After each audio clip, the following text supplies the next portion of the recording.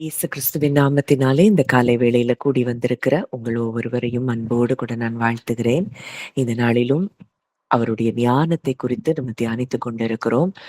நம்மேல் அவர் வைத்திருக்கிற நினைவுகள், நம்மை குறித்ததான அவருடைய வழிகள், அது எல்லாம் நம்ம நினைக்கிறத விட, நம்ம யோசிக்கிறத விட, நம்ம வழிகளை குறித்து இப்படி இருக்கணும், அப்படி இருக்கணும்னு சொல்லி யோசிக்கிற அந்த வழிகளை விட, அவர் நம்மை குறித்து வைத்திருக்கிற நினைவுகளும், அவர் நம்மை குறித்து வைத்திருக்கிற வழிகளும், அது மிகவும் உயர்ந்திருக்கிறதாம். பூமிக்கு வானம் எவ்வளவு உயரமாய் இருக்கிறதோ, அந்த வசனத்த நம்ம வாசிக்கலாம். ஏசாயா 55, 8, 9. ஏசாயா 55, 8, 9.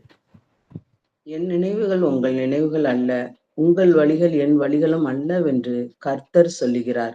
பூமியை பார்க்கிலும் வானங்கள் எப்படி உயர்ந்திருக்கிறதோ அப்படியே உங்கள் வழிகளை பார்க்கிலும் என் வழிகளும், உங்கள் நினைவுகளை பார்க்கிலும் என் நினைவுகளும் உயர்ந்திருக்கிறது. அ அங்க தெளிவா அந்த வசனம் சொல்லுது, என் நினைவுகள் உங்கள் நினைவுகள் அல்ல. இன்னைக்கு நம்ம மைண்ட்ல நெறைய காரியங்கள நம்முடைய லைஃப்ப குறித்து, நம்முடைய எதிர்காலத்த குறித்து அ திங்க் பண்றோம். நம்ம ஒரு ஒரு குறிப்பிட்ட அளவுக்கு தான் நம்ம திங்க் பண்றோம். ஆனா, தேவன் நம்மை குறித்து வைத்திருக்கிற நினைவுகள் அது எப்படி இருக்குதாம், பூமியை பார்க்கிலும் வானங்கள் எப்படி உயர்ந்திருக்கிறதோ!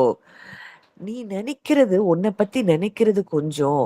நீ உன் வழி இப்படி இருக்கணும். நீ உன் வாழ்க்கை இப்படி இருக்கணும்னு நீ நினைக்கிற நினைவுகள் மிகவும் சிறியது. ஆனா, உன்னைப் பற்றி நான் கொண்டிருக்கிற நினைவுகள் பூமியை பார்க்கிலும் இந்த பூமிக்கும், வானத்துக்கும் எவ்வளவு டிஸ்டன்ஸ் இருக்கு. எத்தன 1000 மைல்கள் இருக்குது. அத விட உன் நினைவுகளை பார்க்கிலும், உன்னை குறித்து நீ கொண்டிருக்கிற உன் நினைவுகளை காட்டிலும், உங்கள் வழிகளை பார்க்கிலும் என் வழிகள் என்ன செய்யுது? உயர்ந்திருக்கிறது அப்படின்னு சொல்லி தேவன் சொல்றாரு. இன்றைக்கு நம்முடைய மூளை அறிவுக்கு எட்டுனது ரொம்ப கொஞ்சம். நம்ம குறித்து தேவன் என்ன வச்சிருக்கிறாரு? நம்மை குறித்ததான தேவனுடைய திட்டங்கள், தீர்மானங்கள், நம்மை குறித்ததான அவருடைய எண்ணங்கள், இது எதையும் நம்ம புரிந்து கொள்ளக்கூட முடியாத அளவுக்கு அவருடைய நினைவுகள் நம்முடைய நினைவுகளை காட்டிலும் மிகவும் அதிகமாயிருக்கிறதாம். அப்படி ஒரு தகப்பன் நமக்கு இருக்கும் பொழுது, இன்றைக்கு நம்முடைய வாழ்க்கைய அவர்கிட்ட முற்றிலுமாய் ஒப்புக்கொடுத்து, அவரை மாத்திரம் சார்ந்திருக்கிறது தான் ஞானம். அதுதான் நம்ம நீதிமொழிகள்ல பல இடங்கள்ல பார்க்கிறோம். கர்த்தருக்கு பயப்படுதலே ஞானத்தின் ஆரம்பம். இந்த கர்த்தருக்கு பயப்படுதல் அப்படிங்கிறத நெறைய நேரம் நம்ம பார்த்திருக்கிறோம். கர்த்தருக்கு பயப்படுதல் அப்படிங்கிறது, இந்த சூழ்நிலை, இன்றைக்கு நம்முடைய வாழ்க்கையில இருக்கக்கூடிய நிலைமை, இது எல்லாவற்றையும் விட தேவனை பெரிதாக பார்ப்பதுதான் கர்த்தருக்கு பயப்படுகிற பயம். முற்றிலுமாய் அவரை சார்ந்து வாழ்கிற ஒரு வாழ்க்கை, முற்றிலுமாய் என் தேவன் என் வாழ்க்கையில் செயல்பட்டுக் கொண்டிருக்கிறார்.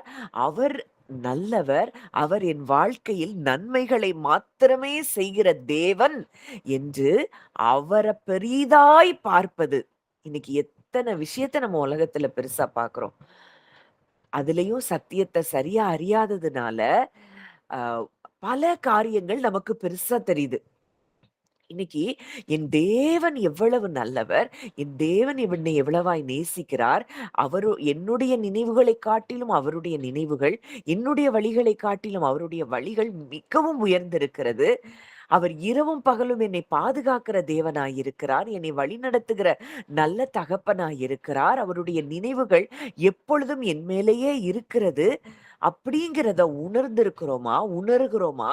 இல்ல இந்த உலகம் சொல்லிக் கொடுத்த காரியம், இல்ல சத்தியோன்னு சொல்லி நம்ம பல பொய்களை நம்பிக்கொண்டிருந்த காரியங்கள், இது நம் இருதயத்தில் மேலோங்கி இருக்கிறதா? பல நேரங்கள்ல பிசாசை குறித்து பிசாச பெரிதாய் பார்க்கிற இடத்துல நம்ம இருக்கிறோம். அந்த இடம்லாம் இன்னமும் நாம் ஞானத்தில் செயல்படாத இடம். அவனை விட நம் தேவன் வல்லமையுள்ளவர். நம் தேவன் நம்மை பாதுகாக்க வல்லவர். அவனுடைய எந்த தீங்கும் நம்மை தொட முடியாது அப்படிங்கிற இடத்திற்கு நாம் வருவதுதான் ஞானம். அதுதான் கர்த்தருக்கு பயப்படுகிற பயம். இன்னைக்கு கர்த்தருக்கு பயப்படுகிற பயம் அப்படின்னா, அவரை நினைச்சு ஏதோ பயந்து நடுங்கி போகிறது இல்ல. எல்லாவற்றிலும் அவரை பெரிதாய் பார்ப்பதுதான் அவருக்கு பயப்படுகிற பயம். அந்த ரெஸ்பெக்ட், அந்த அந்த ஒண்டரா அவரை பார்க்கிறது. ஐயோ! என் தேவன் எவ்வளவு பெரியவர். சூழ்நிலைகளை விட எல்லா பகுதிகளிலும் நாம் அவரை பெரிதாக பார்க்க ஆரம்பிப்போம். அந்த இடத்துல தான் ஞானம் நமக்கு உண்டாக ஆரம்பிக்கிறதாம். இல்ல அப்படின்னா, இந்த ஞானத்த நம்ம பெறல அப்படின்னா, நம்ம மனதிலேயே தான் நம்ம வாழ்ந்து கொண்டிருப்போம். மைண்ட்லயே வாழ்ந்து, மைண்ட்லயே சிந்தித்து, மைண்ட்லயே இருந்து இந்த உலகத்த விட்டே நம்ம கடந்து போயிருவோம். எந்த ஒரு மனிதன் தேவனை பெரிதாக பார்க்க ஆரம்பிக்கிறானோ, அவனுடைய வாழ்க்கை அது தேவரகமான வாழ்க்கையா இருக்கும். அவன் மைண்ட்ல வாழ மாட்டான். அவன் எதிலிருந்து வாழ்வான்? ஆவியானவருடைய நடத்துதலிலிருந்து அவன் வாழ்கிறவனா இருப்பான். எந்த சூழ்நிலையும் அவனை அடிமைப்படுத்த முடியாது. சூழ்நிலைகளுக்கு அப்பாற்பட்டு வாழ்கிறவனாய் அந்த மனிதன் இருப்பான். இவனே தேவ ஞானத்தை பெற்றவன். இந்த தேவ ஞானத்தை நாம் பெற்றிருக்கிறோமா? இன்றைக்கு அவருடைய ஞானம் அது அளவில்லாத ஞானம். வாசிக்கலாம். சங்கீதம் 147:5. சங்கீதம் 147:5. நம்முடைய ஆண்டவர் பெரியவரும் மகா பலமுள்ளவருமாயிருக்கிறார். அவருடைய அறிவு அளவில்லாதது. நம்முடைய ஆண்டவர் பெரியவரும் மகா பலமுள்ளவருமாய் இருக்கிறார். அவருடைய அறிவு எப்படிப்பட்டதாம்? அளவில்லாத அறிவாம். இன்னைக்கு நம்ம நம்ம வாழ்க்கையில இன்னைக்கு நம்ம ஒரு பிரச்சனையை சந்திக்கிறோம். இல்ல இன்னைக்கு இன்னைக்கு ஒரு காரியம், ஒரு தேவை இருக்குது. இது சந்திக்கப்படணும். அப்படின்னா நம்ம குறுகின வட்டத்துல சிந்திச்சு, இதை இப்படி போய் செஞ்சு இவங்கள்ட்ட நம்ம ஹெல்ப் கேட்கலாம். இப்படி மனிதர்கள்ட்ட யார்கிட்ட போகலான்னு யோசிப்போம். இல்ல இந்த ஒரு பிரச்சனைய நம்ம எப்படிலாம் சால்வ் பண்ணலான்னு நம்முடைய ஹியூமன் பிரெயின்ல யோசிப்போம். ஆனா, எப்போ ஒரு மனிதன் தேவனிடத்தில் போறானோ, அவருடைய அறிவு அளவில்லாத அந்த அறிவை நம்பி அவரிடத்துல போறானோ, அந்த பிரச்சனைக்கு அவர் கொடுக்கிற சொல்யூஷன் அது ஆச்சரியமானதா இருக்கும். இங்க அவர் அதுக்கு முந்தின வசனங்கள் எல்லாம் நம்ம பார்க்கும் பொழுது, அங்க பார்க்கிறோம். 3, 4 வாசிங்க ஆன்ட்டி. சங்கீதம் இருதை 140. இருதயம் நொறுங்குண்டவர்களை குணமாக்குகிறார். அவர்களுடைய காயங்களை கட்டுகிறார். அடுத்தது. அவர் நட்சத்திரங்களின் இலக்கத்தை எண்ணி அவைகளுக்கெல்லாம் பெயரிட்டு அழைக்கிறார். இருதயம் நொறுங்குண்டவர்களை குணமாக்குகிறார். அவர்களுடைய காயங்களை கட்டுகிறார். இது உலகத்துல எந்த மனுஷனாலும் செய்ய முடியாது. ஒரு இருதயம் நொறுங்கி போய் கிடக்குதுன்னா, அந்த இருதயம் அந்த நொறுங்கப்பட்டவங்கள குணமாக்குகிறதற்கு வல்லமையுடையவர் தேவன் மாத்திரமே. அந்த தேவனுடைய ஆவியை பெற்ற மனிதர்கள் ஒரு இருதயம் நொறுங்குண்ட மனிதன் கிட்ட பேசும் பொழுது, அந்த ஆவியானவருடைய வார்த்தை, அந்த ஜீவன் அவர்களை சுகப்படுத்துகிறதா இருக்கும். மற்ற மனிதர்கள், உலக மனிதர்கள் கிட்ட இந்த இருதயம் நொறுங்குண்டவர்கள் கடந்து அவங்கள்ட்ட போய் ஆலோசனை கேட்டு, அவங்க கிட்ட ஒரு ஆறுதல் கிடைக்கும்னு போனாங்கன்னா, நிச்சயமாய் அது நடக்காது. ஏன்னா, அவருடைய அறிவு அந்த நொறுங்குண்ட இருதயத்துக்கு எப்படி என்ன வார்த்தைய சொல்லணும்? எப்படி அவங்க வாழ்க்கையில அந்த காரியங்களை செயல்படுத்த வேண்டும்? இந்த ஞானம் அவருக்கு இருக்கிறபடியினால, அவரால மட்டும் தான் இந்த இருதயம் நொறுங்குண்டவர்களை குணப்படுத்த முடியும். அவர்களுடைய காயங்களை கட்ட முடியும். இது எக்ஸ்டர்னலா நம்ம ஈஸியா ஒரு காயத்த கட்டுற மாதிரி இது கிடையாது. இது உள்ளான மனதுல இருக்கக்கூடிய அந்த காயங்களை கட்டக்கூடிய ஒரு வல்லமை, அந்த ஞானம் நம் தேவனுக்கு மாத்திரமே இருக்கிறது. அடுத்தது பார்க்கிறோம், அவர் நட்சத்திரங்களின் லக்கத்தை எண்ணி அவைகளுக்கெல்லாம் பேரிட்டு அழைக்கிறார். இன்னைக்கு அத்தனை ஆயிரக்கணக்கான நட்சத்திரங்கள் இருக்கு. அதை எல்லாவற்றையும் எண்ணி அது ஒன்னொன்னையும் அதற்கு அதை பேர் சொல்லி அழைக்கிற தேவனாய் இருக்கிறாராம். அப்போ இப்படிப்பட்ட ஒரு தேவன் நம்முடைய தேவனாய் இருக்கிறார். இந்த தேவனை நம்முடைய சூழ்நிலைகளின் மத்தியில் அவரை நம்ம பெரிதாய் பார்க்கிறோமா? இல்ல அந்த சூழ்நிலைய பார்க்கிறோமா? இல்ல அந்த சூழ்நிலையை கொண்டு வந்த மனிதர்களை பார்க்கிறோமா? யாரை பெரிதாய் பார்த்துக் கொண்டிருக்கிறோம்? இன்னும் ஒரு வசனம் வாசிக்கலாம். ஏசாயா 40ஆம் அதிகாரம் 28ஆம் வசனம். ஏசாயா 40:28. பூமியின் கடையாந்தரங்களை சிருஷ்டித்த கர்த்தராகிய அநாதி தேவன் சோர்ந்து போவதும் இல்லை, இலைப்படுவதும் இல்லை. இதை நீ அறியாயோ? இதை நீ கேட்டதில்லையோ? அவருடைய புத்தி ஆராய்ந்து முடியாதது. பூமியின் கடையாந்தரங்களை சிருஷ்டித்த கர்த்தராகிய அநாதி தேவன் சோர்ந்து போவதும் இல்லை, இளைப்படைவதும் இல்லை. இதை நீ அறியாயோ? இதை நீ கேட்டதில்லையோ? அவருடைய புத்தி ஆராய்ந்து முடியாது. அவருடைய புத்தியை என்ன செய்ய முடியாதாம்? ஆராயவே முடியாதாம். இன்னைக்கு நம்முடைய வாழ்க்கையில இன்றைக்கு நம்ம இந்த காரியங்களை நம்ம அறிந்து கொள்ளுகிறோம், இந்த சத்தியங்கள் எல்லாம் அறிந்து கொள்ளுகிறோம், ஆழமாய் அறிந்து கொள்ளுகிறோம்னா இது அவர் நமக்குள்ளே நடத்தின செயல். இது நம்ம ஏதோ தேடணும், நம்ம ஏதோ வந்தோம் அப்படிங்கிறதெல்லாம் இல்ல. எப்போ கிறிஸ்துவை ஏற்றுக்கொண்டோமோ அப்போவே அவர் நமக்குள்ளே அவரை நேசிக்க ஆரம்பித்தோமோ, அவரை நம்முடைய வாழ்க்கையில பிரதானமாய் பார்க்க ஆரம்பித்தோமோ, உண்மையான இருதயத்தை கொண்டு அவரை தேட ஆரம்பித்தோமோ, இது அவர் நமக்குள்ளே நடப்பித்த செயலாய் இருக்கிறது. அவருடைய புத்தி ஆராய்ந்து முடியாதது. எப்படி இன்னைக்கு இந்த இடத்துக்கு வந்திருக்கிறோம், இந்த சத்தியங்களை அறியும்படிக்கு நம்ம வந்திருக்கிறோம்னா, இது அவருடைய புத்தியினால் நடந்த காரியம். நம்ம ஏதோ ரொம்ப நல்லவங்க, நம்ம ஏதோ நிறைய நல்லதை செஞ்சிருக்கிறோம், நம்ம நீதிமான்கள், நம்முடைய கிரியை நிமித்தம் நம்ம இந்த சத்தியங்கள் எல்லாம் இன்றைக்கு அறிந்து கொண்டிருக்கிறோம், இன்றைக்கு விடுதலையாய் கொண்டிருக்கிறோம் அப்படிங்கிறது நிச்சயமாய் கிடையாது. அவருடைய புத்தி ஆராய்ந்து முடியாது. இன்னைக்கு யோசித்து பாருங்க, இன்னைக்கு நம்ம இந்த இடத்துல கனெக்ட் ஆயிருக்கிற எல்லாருமே எப்படி கனெக்ட் ஆனோனே தெரியாது. ஆனா, இந்த இடத்துல இந்த சத்தியங்களை அறியும்படிக்கு யார் யார் மூலமாகவோ தேவன் உங்களை இந்த இடத்திற்கு கொண்டு வந்திருக்கிறார். சிலர் அற்புதமா நீங்க ஜாயின் ஆயிருக்கிறீங்க. சிலர் யூடியூப் பார்த்து ஜாயின் ஆயிருக்கிறீங்க. சிலர் சொன்னத கேட்டு ஜாயின் ஆயிருக்கிறீங்க. சிலர் மெசேஜ கேட்டு ஜாயின் பண்ணியிருக்கிறீங்க. இது எல்லாமே எப்படின்னா, இது என்னுடைய செயலும் அல்ல, உங்களுடைய செயலும் அல்ல, என்னுடைய ஞானமும் அல்ல, உங்களுடைய ஞானமும் அல்ல, உங்களுடைய எந்த காரியமும் அல்ல.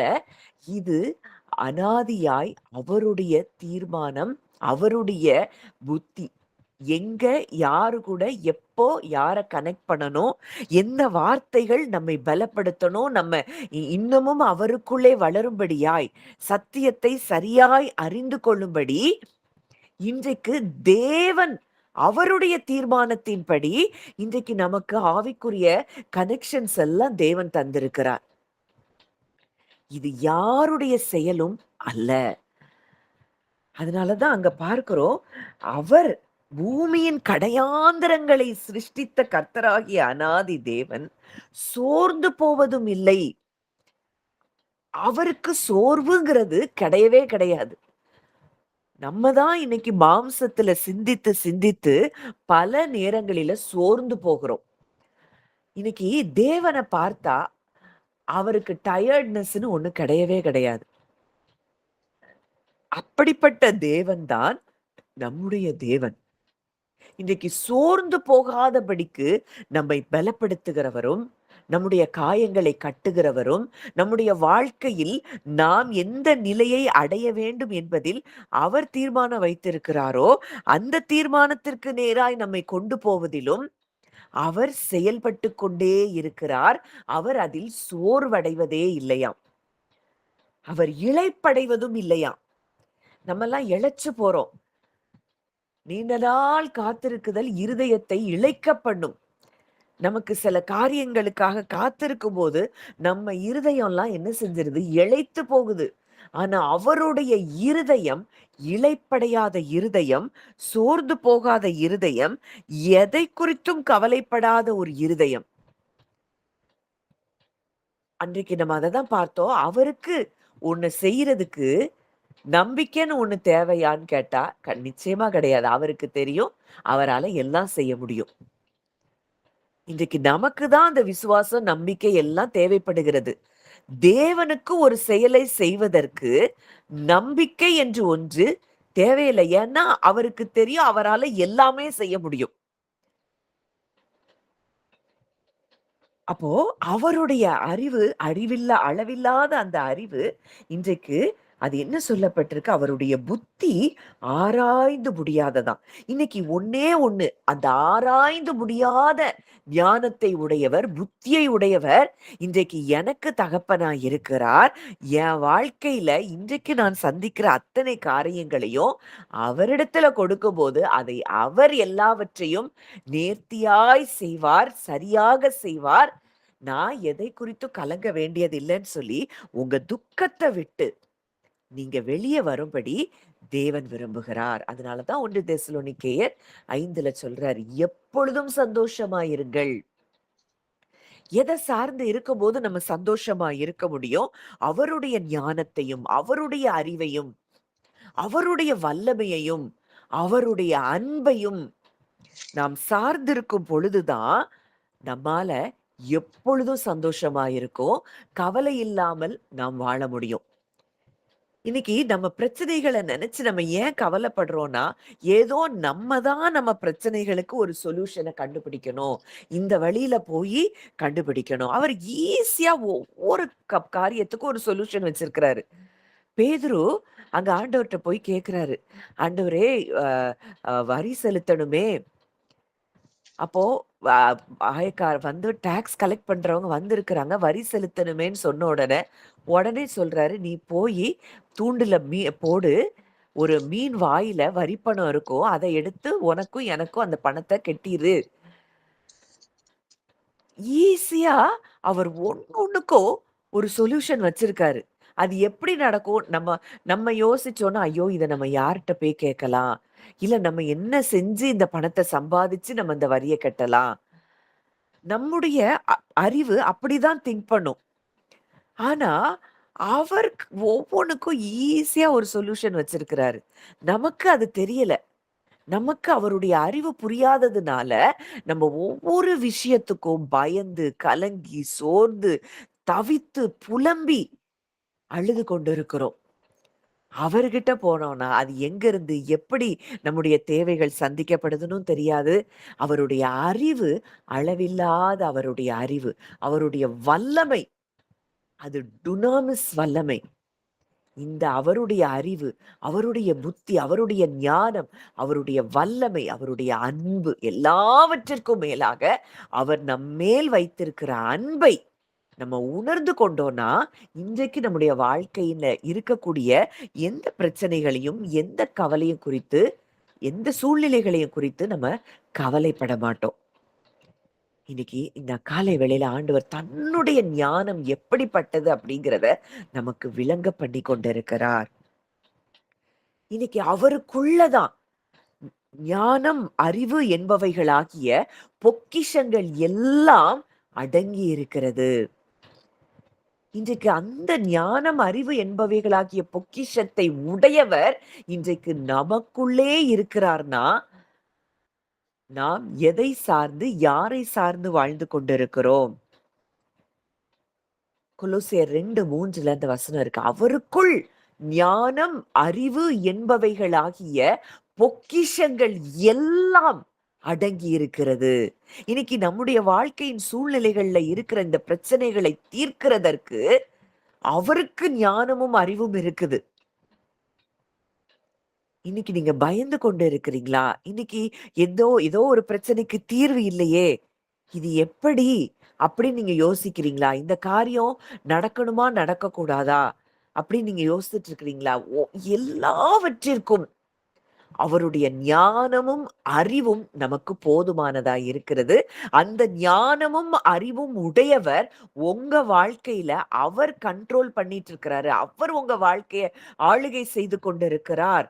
அவரிடத்துல உங்க காரியத்தை நீங்க ஒப்பு கொடுத்திருக்கிறீங்கன்னா, அவருடைய ஞானம் உங்களுடைய சூழ்நிலைகளிலே வெளிப்படுகிறதை நீங்கள் நிச்சயமாய் பார்க்க முடியும். இன்றைக்கு அவருடைய ஞானத்த குறித்து யாருக்கோ அத அறியவே முடியாத ஒரு ஞானம். வாசிக்கலாம். 1 கொரிந்தியர் 2ஆம் அதிகாரம் 7, 8. 1 கொரிந்தியர் 2, 7, 8. உலகத் தோற்றத்துக்கு முன்னே தேவன் நம்முடைய மகிமைக்காக ஏற்படுத்தினதும் மறைக்கப்பட்டதுமாயிருந்த ரகசியமான தேவ ஞானத்தை பேசுகிறோம். இதை இப்பிரபஞ்சத்தின் பிரபுக்களில் ஒருவனும் அறியவில்லை. அறிந்தார்களானால் மகிமையின் கர்த்தரை அவர்கள் சிலுவையில் அறைய மாட்டார்களே. இங்க வசனம் சொல்லுது, உலக தோற்றத்திற்கு முன்னே தேவன் நம்முடைய மகிமைக்காக ஏற்படுத்தினதும் மறைக்கப்பட்டதுமாயிருந்த ரகசியமான தேவ ஞானம். இந்த உலக தோற்றத்துக்கு முன்னதாகவே மறைக்கப்பட்ட ரகசியமான தேவ ஞானம். அது என்ன அப்படின்னா, அவர் சிலுவையில் அறையப்பட வேண்டும். முழு மனுக்குலத்தையும் மீட்கும்படிக்காய் சிலுவையில் அறையப்பட்டு அவர் மரித்து 3ஆம் நாள் உயிரோடு எழுந்திருக்க வேண்டும் என்ற அந்த காரியம்.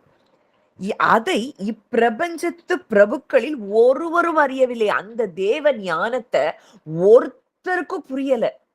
அன்றைக்கு இருந்த ரோமர்களுக்கு புரியல, அன்றைக்கு இருந்த பரிசேயர்களுக்கு, சதுசேயர்களுக்கு, யூதர்களுக்கு புரியல, ஒருத்தருக்கும் புரியல. அறிந்திருந்தார்களானால் மகிமையின் கர்த்தரை அவர்கள் சிலுவையில் அறைய மாட்டார்களே. ஏன்னா அந்த கிராஸ், இந்த சிலுவைங்கிறது அவங்களுக்கு பைத்தியமா இருக்கிறது. சிலுவையை பற்றிய உபதேசம் கெட்டு போகிறவர்களுக்கு பைத்தியமா இருக்குதாம். ரட்சிக்கப்படுகிற நமக்கோ அது தேவ பலம் உள்ளதா இருக்குது. அவங்களுக்கு பைத்தியமா தான் இருக்குது. ஆனா அதுதான் தேவனுடைய ஞானமான திட்டமா இருக்கிறதை நம்ம பார்க்கிறோம். இந்த ஞானமான திட்டத்தை அவர் செயல்படுத்தினார்.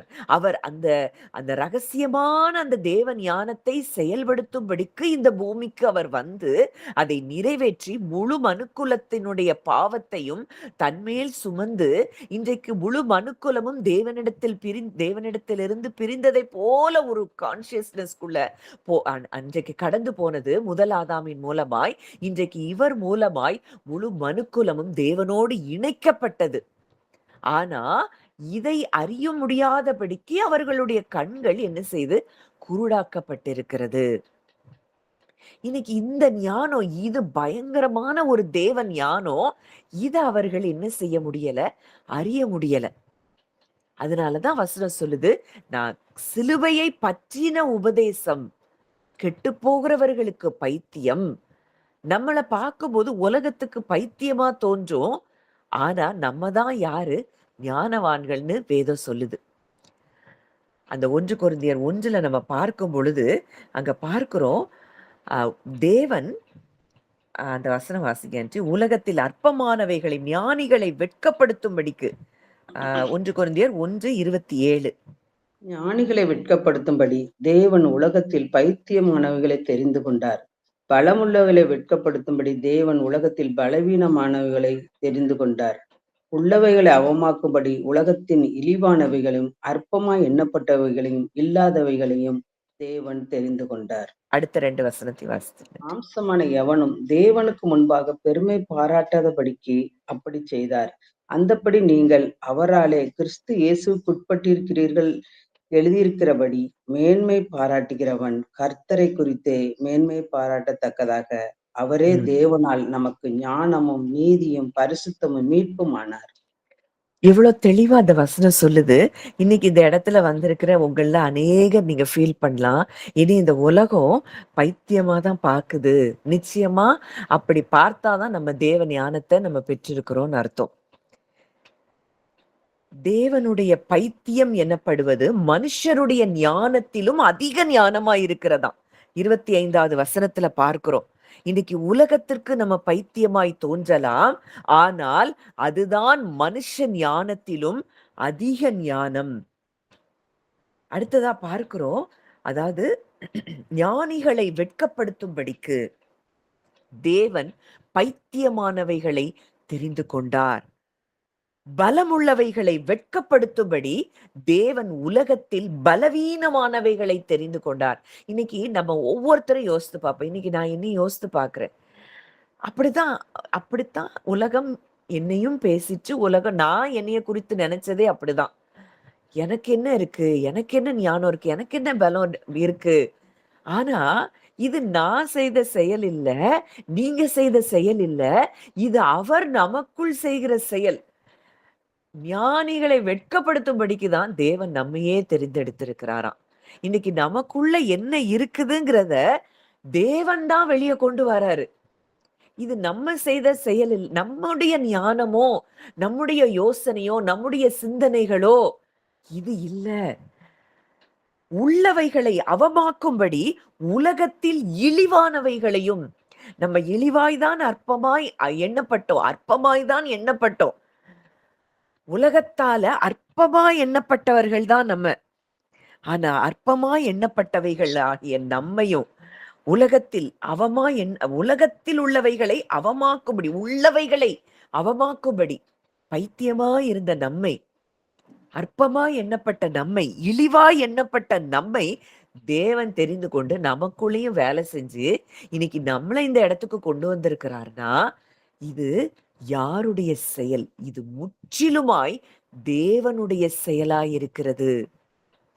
இன்னைக்கு நம்ம யோசிச்சு இந்த இடத்துக்கு வரல. இன்னைக்கு அவருடைய ஞானம் நமக்குள்ள நமக்குள்ள செயல்பட்டு இன்னைக்கு பைத்தியமா இருந்த நம்மை, ஒன்றும் தெரியாமல் இருந்த நம்மை, இந்த சத்தியம்னா என்னன்னே தெரியாது, வேதம்னா என்னன்னே தெரியாது, புரியாது, இந்த இடத்துல இருந்த நமக்கு இன்றைக்கு இந்த அளவுக்காவது வெளிச்சம் நமக்கு கிடைக்கும்படி செய்திருக்கிறார்னா இது அவருடைய ஞானத்தினால் நடந்த காரியம். அவராலே நாம் அவருக்கு, கிறிஸ்து இயேசுவுக்கு உட்பட்டிருக்கிறோம். மேன்மை பாராட்டுகிறவன் கர்த்தரை குறித்தே மேன்மை பாராட்டத்தக்கதாக அவரே தேவனால் நமக்கு ஞானமும் நீதியும் பரிசுத்தமும் மீட்புமானார். இன்னைக்கு அவரே நமக்கு ஞானமா இருக்கிறாராம். யாருக்கு? பைத்தியமான நமக்கு, அற்பமாய் எண்ணப்பட்ட நமக்கு, இழிவாய் எண்ணப்பட்ட நமக்கு அவரே நமக்கு ஞானமாய் இருக்கிறார்னா அப்போ மனுஷ ஞானத்திலும் அதிகமான ஞானத்தை தேவன் நமக்குள் வைத்திருக்கிறார், நமக்கு தந்திருக்கிறார். இந்த ஞானத்திலிருந்து செயல்படுகிறோமா? இல்ல நம்முடைய நமக்குன்னு ஒரு விழுந்து போன ஒரு மனது, மாம்சம் இருக்கு, இந்த 5 சென்சஸ் இருக்கு, இந்த ஞானத்திலிருந்து நம்ம செயல்படுகிறோமா? இதுதான் இன்றைக்கு நாம் நம்மை குறித்து ஆராய்ந்து பார்க்க வேண்டிய ஒரு காரியம். இன்றைக்கு இந்த ஞானம் நம்முடைய ஜீவன்ல இருக்கு, நம்முடைய ஆவியில இருக்கு. இன்னைக்கு நம்ம பிறப்பில நம்ம மாம்சத்தின் மூலம் நம்ம பிறந்தபடியினால நமக்கு ஒரு ஞானம் நம்மளுடைய மைண்ட்ல இருக்கு, நம்முடைய 5 சென்சஸ்ல இருக்கு. அந்த ஞானத்துல இருந்து செயல்படுகிறோமா? இல்ல தேவ ஞானம் இன்றைக்கு நமக்குள்ள மறுபடியும் பிறந்த பிறகு தேவன் நமக்குள் வாசம் செய்கிறார். அவரே இன்றைக்கு நமக்கு ஞானமாய், நீதியாய், பரிசுத்தமாய், மீட்பாய் இருக்கிறார். அந்த ஆவியின் ஞானத்தில இருந்து நம்ம செயல்படுகிறோமா? ஆவியின் ஞானத்தில இருந்து நம்ம செயல்படுகிற ஒரு மனிதனுக்கு கவலைங்கிறது இருக்கவே இருக்காது. அதனாலதான் வசனம் சொல்லுது, ஆவி உற்சாகம் உள்ளதுதான், மாம்சமோ பலவீனம் உள்ளது. இந்த மாம்சத்துல இருந்து சிந்தித்து கொண்டே இருந்தோம்னா நம்ம பலவீனப்பட்டு கொண்டே தான் இருப்போம். நம்ம கவலைப்பட்டு கொண்டே தான் இருப்போம். இந்த ஆவி எப்படி இருக்கு? உற்சாகமா இருக்கான். ஏன்னா ஆவியில நம்ம பார்த்தோம், பூமியின் கடையாந்தரங்களை சிருஷ்டித்த கர்த்தர் அவர் இளைப்படைவதில்லை, சோர்ந்து போவதில்லை, அவர் புத்தி ஆராய்ந்து முடியாது. அப்போ இந்த ஆவியில அவரே ஞானமாய், நீதியாய், பரிசுத்தமாய், மீட்பாய் இருக்கிறார்னா இந்த ஆவி எப்பொழுதும் அது எப்படி இருக்கு? உற்சாகமா இருக்கு. அது சோர்ந்தே போகாது. ஆனா எப்போ நம்முடைய மாம்சத்துக்கு இடம் கொடுத்து மனதிலிருந்து பல காரியங்களை நம்ம சிந்தித்து மனதிலிருந்து நம்ம வாழ ஆரம்பிக்கிறோமோ, அந்த காரியங்கள் நம்மை சோர்வடைய பண்ணும். இன்றைக்கு நாம் எதிலிருந்து வாழ்ந்து கொண்டிருக்கிறோம் என்பதைத்தான் நாம் ஆராய்ந்து பார்க்கணும். இன்னைக்கு மனதிலிருந்து வாழ்ந்து நீங்க கவலைப்பட்டு சோர்ந்து போறீங்களா? இல்லை நம்முடைய ஜீவனில் ஒன்றாக கலந்திருக்கிற அவருடைய ஞானத்திலிருந்து நம்ம வாழ்கிறோமா? அவரை எல்லா சூழ்நிலைகளிலும் பெரிதாய் பார்க்கிற இடத்தில், அவருடைய வார்த்தையை எல்லா சூழ்நிலைகளிலும் பெரிதாய் பார்க்கிற இடத்தில் வாழ்ந்து கொண்டிருக்கிறோமா? இன்னும் சர்ப்பம், இன்னும் பிசாசு, இன்னும் அவன், இவன் சொல்லி அதையே நினைச்சு அவனை பெரிதா பார்த்து கொண்டிருக்கிறோமா? அப்படின்னா இன்னமும் நாம் தேவ ஞானத்தில் பூர்ணமாக நம்ம இன்னும் செயல்படலைன்னு அர்த்தம். நம்ம மனது சொன்ன காரியம், இதுவரைக்கும் நம்ம படிச்ச காரியம், இதுவரைக்கும் நம்ம தெரிந்து கொண்ட காரியம், நம்ம ஐம்புலன்கள் சொல்லுகிற காரியம், இதிலேயே வாழ்ந்து கொண்டிருக்கிறோம். இன்னைக்கு இந்த தேவ ஞானத்தை பெற்ற மனிதன் எப்படி இருப்பான்னா, எப்பொழுதும் சந்தோஷமா இருப்பான். எப்பொழுதும் மன ரம்யமா இருப்பான். எப்பொழுதும் நன்றி செலுத்திக் கொண்டே இருப்பான். இததான் 1 தெசலோனிக்கேயர்ல பவுல் சொல்றார் 5ஆம் அதிகாரத்துல. இப்படி செய்வதே கிறிஸ்து இயேசுக்குள் தேவனை குறித்ததான உங்களுடைய சித்தமாயிருக்கிறது. இது எப்படி முடியும்? ஆவியில எந்த ஒரு மனிதன் வாழ ஆரம்பிக்கிறானோ அவனே எப்பொழுதும் சந்தோஷமா இருக்க முடியும். எப்பொழுதும் அவரோடு கூட ஃபெல்லோஷிப்ல இருக்க முடியும். எப்பொழுதும் எல்லாவற்றிற்கும் நன்றி செலுத்துகிறவனா இருக்க முடியும். அவருடைய ஞானத்திலிருந்து நாம் செயல்படும் பொழுது, இன்றைக்கு அவரே நமக்கு ஞானமா நமக்குள்ள இருக்கிறாரு. அந்த ஞானத்துல இருந்து நம்ம அந்த 7 ஸ்பிரிட்ஸ் நம்ம பார்த்திருக்கிறோம். ஞானத்தையும் உணர்வையும் அருளும் ஆவி, ஆலோசனையையும் பலனையும் அருளும் ஆவி, அறிவையும் கர்த்தருக்கு பயப்படுகிற பயத்தையும் அருளும் ஆவியுமாகிய கர்த்தருடைய ஆவியானவர் இன்றைக்கு நம்மேல் தங்கி இருக்கிறார் என்றால், அந்த ஆவியிலிருந்து நம்ம செயல்படும் பொழுது ஒன்றை குறித்து கலங்க மாட்டோம். எந்த பிரச்சனை எந்த சூழ்நிலையா வந்தாலும் இருந்தாலும் அவரிடத்துல கொடுத்துட்டு நம்ம எப்படி இருப்போம்? சமாதானமா இருப்போம். அந்த தேவ சமாதானத்தை நம்ம இருதயத்துல எப்பொழுதும் உணர முடிகிற இடத்துக்கு நம்ம வருவோம். இன்னைக்கு ஒருவேளை இந்த இடத்துக்கு இன்னும் வராம இருக்கலாம். அதுக்காக நம்ம கவலைப்பட வேண்டியதில்ல. இன்றைக்கு இந்த வார்த்தைகளை கேட்டுக்கொண்டிருக்கிற நாம் அவருடைய ஞானத்துக்கு நம்ம சரண்டர் பண்ணணும். என் தேவன் என்னோடு கூட இருக்கிறார். அவருடைய ஞானம் என் வழிகளை குறித்து, என்னுடைய வாழ்க்கை எப்படி இருக்கணுங்கிறத குறித்து அவர் திட்டம் பண்ணி வைத்திருக்கிறார். அவர் என்னை குறித்து திட்டம் பண்ணி வைத்திருக்கிற திட்டங்கள் மேலானது. அப்படிங்கிற அந்த ஞானத்திலிருந்து நம்ம வாழ ஆரம்பிக்கும் பொழுது, நமக்கு எதை குறித்தும் நம்ம கலங்க மாட்டோம். இன்னைக்கு ஒண்ணே ஒண்ணுதான். நம்ம மைண்ட் சொல்லுகிற காரியத்துல இருந்து நம்ம முற்றிலுமாய் வெளியே வரணும்.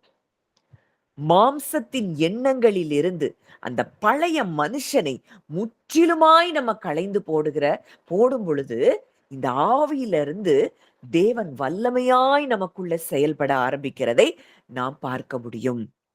இந்த மாம்சத்தின் எண்ணங்கள் அறவே நம்ம விட்டு என்ன செய்யணும்? ஒளிந்து போகணும். Christ himself is the wisdom of God. அவரே என்னதான் இருக்கிறாரா? ஞானமாய் இருக்கிறாராம். 1 கொரிந்தியர் தான் நம்ம பார்த்தோம் இந்த வசனம். அவரே ஞானமாய், அவரே பரிசுத்தமாய், அவரே நீதியாய், அவரே மீட்பாய் இருக்கிறார். இன்னைக்கு அந்த கிறிஸ்து இன்றைக்கு நமக்குள் இருக்கிறார்னா, இன்னைக்கு நம்ம எந்த விதமான ஞானத்திலிருந்து நாம் செயல்பட முடியும்? அப்போ இன்றைக்கு நமக்கு வாழ்க்கைக்கு தேவையான எல்லா டைரக்ஷனையும் அவர் நமக்கு காண்பிப்பார். நம்ம ஆவிக்குரிய அந்த குருட்டாட்டத்துல நம்ம இருக்க மாட்டோம். இன்றைக்கு அவர் நமக்கு ஞானமா இருக்கிறத நம்ம உணர்ந்து அவருடைய ஞானத்திலிருந்து நம்ம திங்க் பண்ணும்போது, மனுஷன் சொல்லுகிற எந்த காரியமும் நமக்கு பெரிதாய் தெரியாது. தேவனுடைய சித்தத்தை அறிகிற அறிவினாலே நாம் நிரப்பப்பட்டிருப்போம். அதுல பவுல் ஒரு ஜெபமே பண்றாரு. தேவனுடைய சித்தத்தை அறிகிற அறிவினாலே நிரப்பப்படவும், உள்ளான மனுஷனில் நாங்கள் புதிதாக்கப்படவும், இதுதான் பவுலுடைய ஜெபமே. அது வேணும், இது வேணும், இதெல்லாம் இல்ல. நம்ம யாருங்கிறத நம்ம புரியணும். அதுதான் ஜெபம். நீங்க எபேசியர்ல அவருடைய ஜெபத்த பார்க்கலாம், கொலோசியர்ல பார்க்கலாம். எல்லா பக்கங்கள்லயும் அவருடைய ஜெபம் எப்படி இருக்கும்னா, நம்ம யாருங்கிறத அறியும்படிக்கு, தேவன் யார்? அவரை பற்றி அறியும்படிக்கு, பிரகாசம் உள்ள மனக்கண்கள். இன்னைக்கு நம்ம எதெல்லாம் குறித்து ஜெபம் பண்ணிட்டு இருக்கிறோம்? இன்னைக்கு இந்த ஞானம் வந்துட்டுனாலே போதும், நம்ம வாழ்க்கையில எல்லா பிரச்சனைகளும் தானாக தீர்ந்துரும். இந்த அறிவையும் ஞானத்தையும் நாமும் பெற்றிருக்கிறோம் என்பதுதான் நிஜம். ஆனா இந்த ஞானத்தை இந்த ஞானத்திலிருந்து நம்ம செயல்படுறோமா? அதுதான் யோசிக்க வேண்டிய ஒரு காரியம். இந்த ஞானத்திலிருந்து செயல்படுறோமா? இல்ல மனுஷ ஞானத்திலிருந்து செயல்படுகிறோமா? மனுஷன் பல காரியங்களை கண்டுபிடிச்சிருக்கிறான். சயின்ஸ் பல காரியங்களை கண்டுபிடித்திருக்குது. இன்றைக்கு நாம் பல காரியங்களை நம்ம யோசிக்கிறோம், சிந்திக்கிறோம். இப்படி ஆயிருமோ, அப்படி ஆயிருமோ, உலகத்துல நடக்கிற காரியங்களை வைத்து நம்மளுக்கு இப்படி எல்லாம் நடக்குமோன்னு திங்க் பண்றோம். இது எல்லாமே மாம்ச எண்ணம். மாம்ச சிந்தை தேவனுக்கு விரோதமான பகை. மாம்ச சிந்தை மரணம். ஆவியின் சிந்தையோ ஜீவனும் சமாதானமும் ஆகும். ஆவியின் சிந்தை அப்படின்னா, ஆவியில இருந்து, அவருடைய ஞானத்திலிருந்து நாம் செயல்படும் பொழுது, அவருடைய ஞானம் அப்படிங்கிறது, அவர் நமக்கு வைத்திருக்கிற காரியங்களை குறித்து பெரிதாய் பார்க்கும் பொழுது, அங்க ஜீவன் இருக்கும், அங்க சமாதானம் இருக்கும். இன்னைக்கு ஈஸியா காரியங்கள், உலகத்துல இருக்கிற காரியங்களுக்கு நம்ம ஒத்த வேஷம் தரிக்கிறபடியினாலதான் இன்றைக்கு பல காரியங்களை இழந்து போறோம். பல காரியங்களை குறித்து அறிவில்லாமல் செயல்பட்டு நம்ம வாழ்க்கைய மேலும் மேலும் பிரச்சனைகளுக்குரியதாய் நம்ம மாத்திடுறோம். இன்றைக்கு இந்த ஆவியின் சிந்தை உடையவர்களாய் இருக்கிறவர்கள் தான் தேவனுடைய புத்திரராய் இருக்கிறார்கள். எவர்கள் தேவனுடைய ஆவியினாலே நடத்தப்படுகிறார்களோ, தேவ ஞானத்தினாலே நடத்தப்படுகிறார்களோ. தேவ ஆவி நமக்குள்ள இருந்ததுன்னா அவருடைய ஞானத்தினாலே நாம் நடத்தப்படுகிறோம். அவர்கள்தான் தேவனுடைய புத்திரராய் இருக்கிறார்கள்.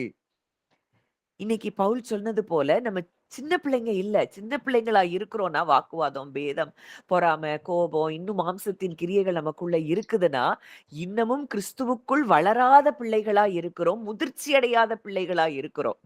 ஆனால் எவன் ஒருவன் தேவனுடைய ஆவியினால் நடத்தப்படுகிறானோ, அவன் தேவனுடைய புத்திரனாய் இருக்கிறான். அவன்தான் முதிர்ச்சி அடைந்தவன். இன்றைக்கு இந்த முதிர்ச்சி அடைந்த நிலைக்கு நம்ம வந்திருக்கிறோமா? இததான் யோசித்து பார்க்க வேண்டிய இடத்துல நம்ம இருக்கிறோம். இன்னைக்கு அவருடைய ஞானத்தை பார்த்தா, அது இன்னும் 1, 2 ஒரு எக்ஸாம்பிள்ஸ மட்டும் பார்த்து நம்ம ஜெபிக்கலாம். வாசிக்கலாம். அப்போஸ்தலர் 4ஆம் அதிகாரம் 13ஆம் வசனம். அப்போஸ்தலர் 4:13. பேதரும் யோவானும் பேசுகிற தைரியத்தை அவர்கள் கண்டு, அவர்கள் படிப்பறிவதில்லாதவர்கள் என்றும் பேதமை உள்ளவர்கள் என்றும் அறிந்தபடியினால் ஆச்சரியப்பட்டு, அவர்கள் இயேசுவுடனே கூட இருந்தவர்கள் என்றும் அறிந்து கொண்டார்கள். எல்லாருக்கும் பேதுருவையும் யோவானையும் தெரியுது. அவங்க அவங்க தைரியமா அவங்க பேசுறத பார்க்கும் பொழுது, அவங்க படிப்பறிவே இல்லையே, இவங்க பேதைகளே, இவங்களுக்கு எங்க இருந்து இந்த ஞானம் வந்ததுன்னு கேட்கிற அளவுக்கு இவங்க எதுல இருந்து வாழ்றாங்க? தங்களுடைய ஆவியிலிருந்து, ஜீவனிலிருந்து அவங்க வாழுகிறாங்க. அவங்க அறிவுல இருந்து அவங்க வாழ்ந்தாங்கன்னா, இப்படியெல்லாம் அவங்களால பேசியிருக்கவே முடியாது. இவங்களுக்குள்ள ஒருவர் இருக்கிறார் அப்படிங்கிறத அவங்க கண்டுபிடிக்கிறாங்க. அந்த ஆவியில இருந்து தான் அவங்க செயல்படுகிறார்கள், பேசுகிறார்கள். இது யாருடைய செயல்?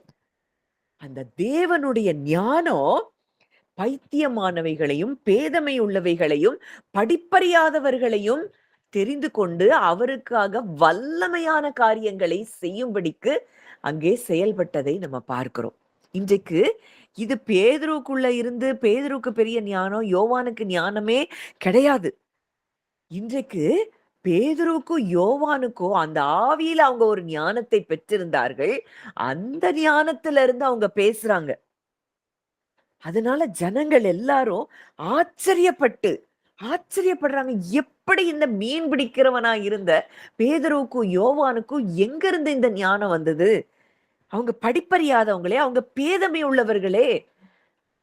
இந்த ஞானம் எங்க இருந்து வருது? அவர்களுக்குள் இருந்த கிறிஸ்துவின் ஞானத்தில் இருந்து, அந்த ஆவியில ஞானத்துல இருந்து அவங்க பேசுறாங்க. அதை பார்த்து பிரமித்து ஆச்சரியப்படுகிறாங்க.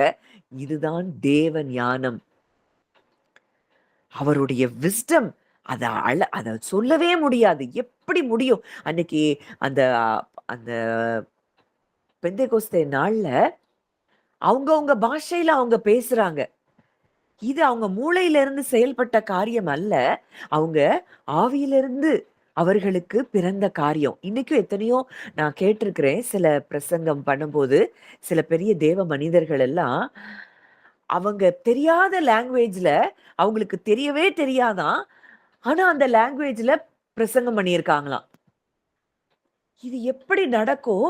இந்த ஸ்பிரிட்ல இருந்து எந்த ஒரு மனிதன் செயல்படுகிறானோ, அவன் அவன் தன்னை மைண்ட்ல இருந்து யோசிக்கவே மாட்டான். இங்க ஸ்பிரிட்ல இருந்து பேசும்பொழுது, அது என்ன லாங்குவேஜ்னாலும் அந்த எந்த இடத்துக்கு போறாங்களோ, அந்த லாங்குவேஜ்ல அவங்க பேசுறாங்களாம். இது எல்லாம் நமக்குள்ளே மறைந்திருக்கிற தேவ ஞானத்திலிருந்து வெளிப்படுகிற காரியமாய் இருக்கிறதை நம்ம பார்க்கிறோம். ஒரு வசனத்தை நம்ம பார்த்து முடிக்கலாம். நீதிமொழிகள் 3ஆம் அதிகாரம் 19ஆம் வசனம். நீதிமொழிகள் 3:19. கர்த்தர் ஞானத்தினாலே பூமியை அஸ்திபாரப்படுத்தி புத்தியினாலே வானங்களை ஸ்தாபித்தார். அடுத்தது வாசிக்கின்றேன். 20.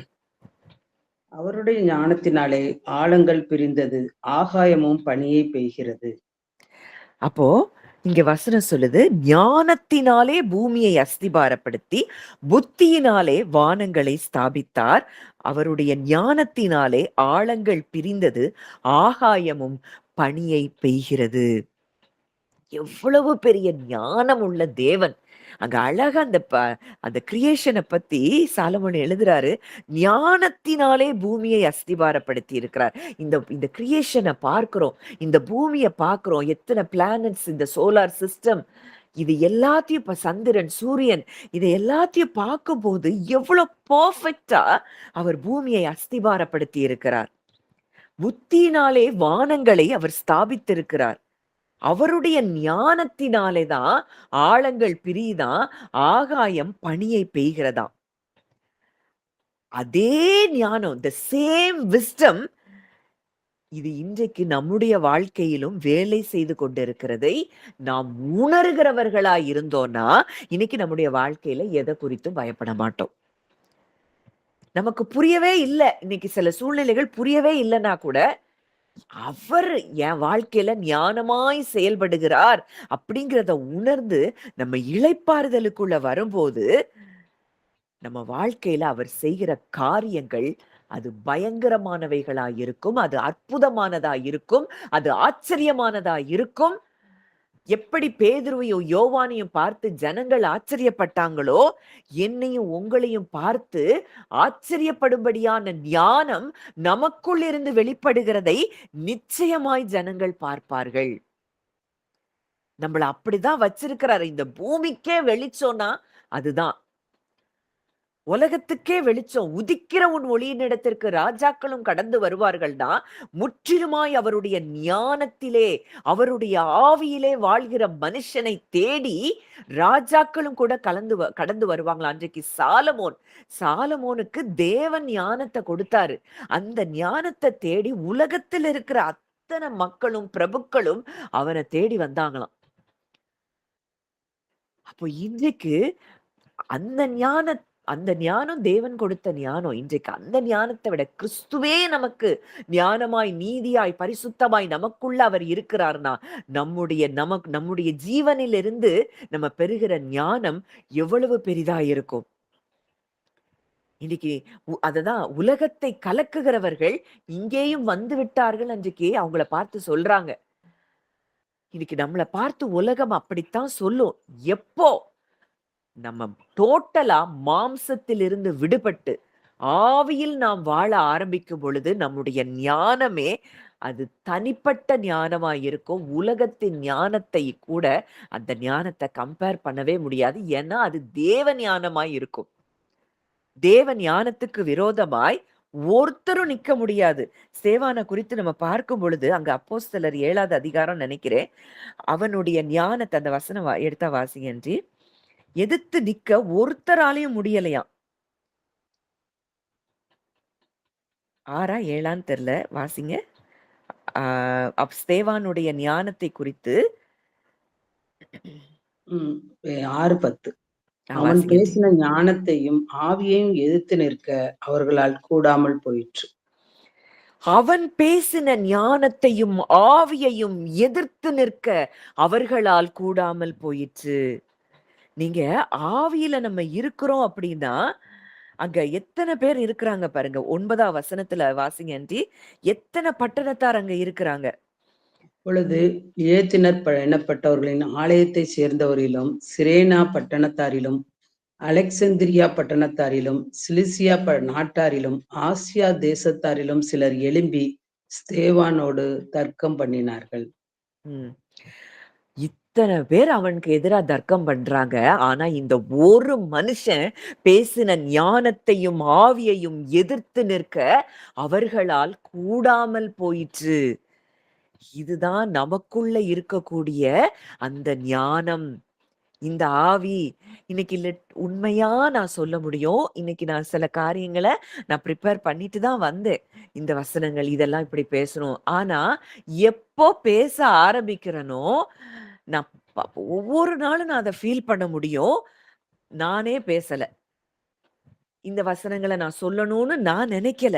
ஆனா, என்னுடைய ஜீவனிலிருந்து தேவன் பேசுகிறத என்னால உணர முடியுது. எனக்கே அப்பதான் ரெவலேஷனே கிடைக்குது. ஓ! இது இப்படி இருக்குதோ! என் மைண்ட்ல இருந்து நான் பேசினேன்னா, எனக்கு ஒரு பதட்டம் இருக்கும். நான் இத சொல்லிருவனோ! இது புரியணுமே! இது போகணுமே! இது எதுவுமே இல்லாம, எப்போ நான் பேச ஆரம்பிக்கிறேனோ, அது உள்ளிருந்து வருகிறபடியினால, அது அது உங்களையும் அந்த ஜீவன்ல இருந்து வருகிறபடியினால, அந்த ஜீவனை நீங்களும் பெற்றுக்கொள்ளுகிறபடியினால, நீங்களும் விடுவிக்கப்படுகிறீங்க. நானும் விடுவிக்கப்படுகிறேன். இதுதான் தேவனிடத்திலிருந்து தேவ ஞானம் நமக்குள்ளிருந்து வெளிப்படுகிற காரியமா இருக்குது. இந்த ஞானம் நமக்குள்ள தான் இருக்குது. இத நம்ம புரிந்து கொண்டோம்னா போதும்.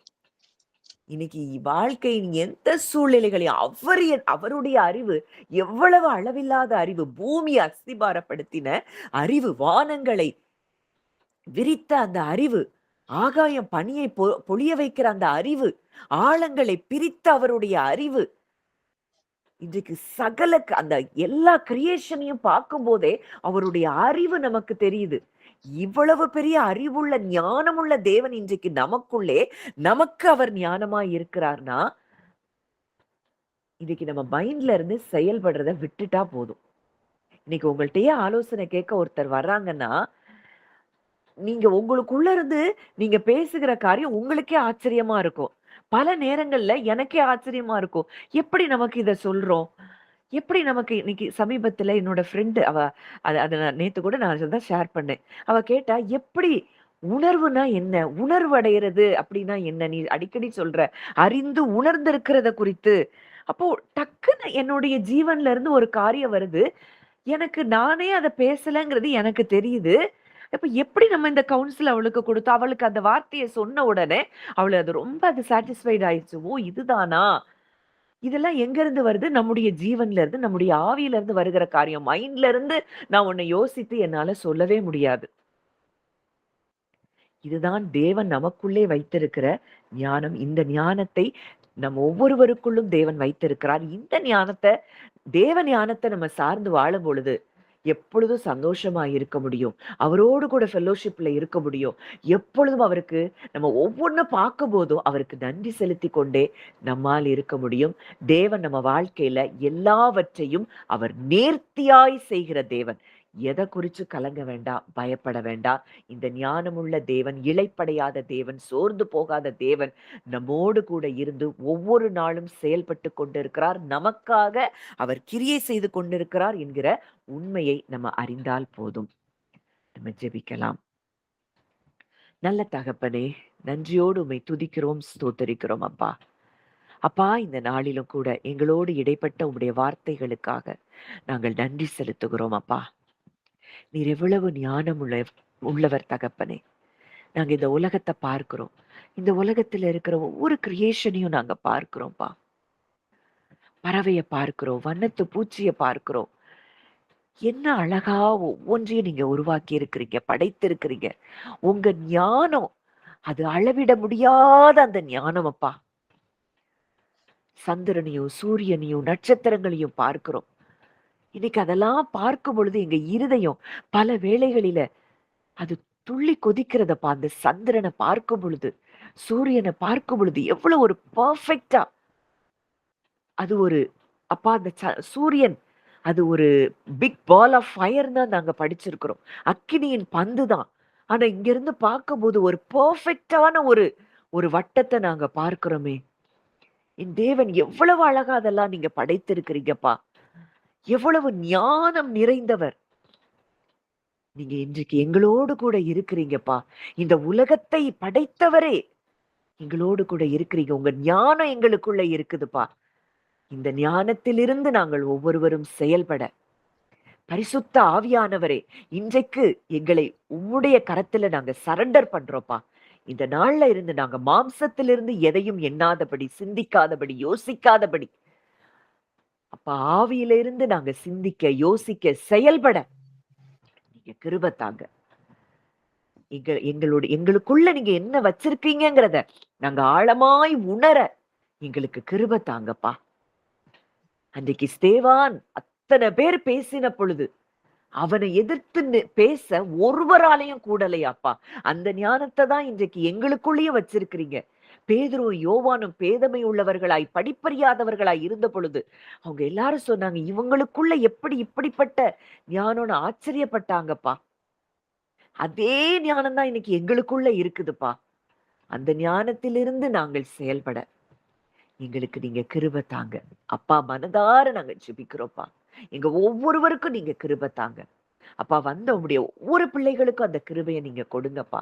மனதார நான் பிளஸ் பண்றேன்ப்பா. ஆவியில இருந்து செயல்பட, ஆவியின் சிந்தை உடையவர்களாய் மாற தகப்பனே ஒவ்வொருவருக்கும் நீங்க கிருபை தாங்க. அந்த ஒவ்வொருவரையும் மனதார நான் பிளஸ் பண்றேன். விதைக்கப்பட்ட இந்த வார்த்தைகள் பல மடங்கு பலன் தரும்படி நான் ஜெபிக்கிறேன். உங்களுடைய கரத்திலே ஒப்புக் கொடுக்கிறோம். காத்துக்கொள்ளும், வழி நடத்தும். இயேசுவின் மூலம் கேட்கிறோம் ஜீவனுள்ள நல்ல பிதாவே. ஆமேன், ஆமேன்.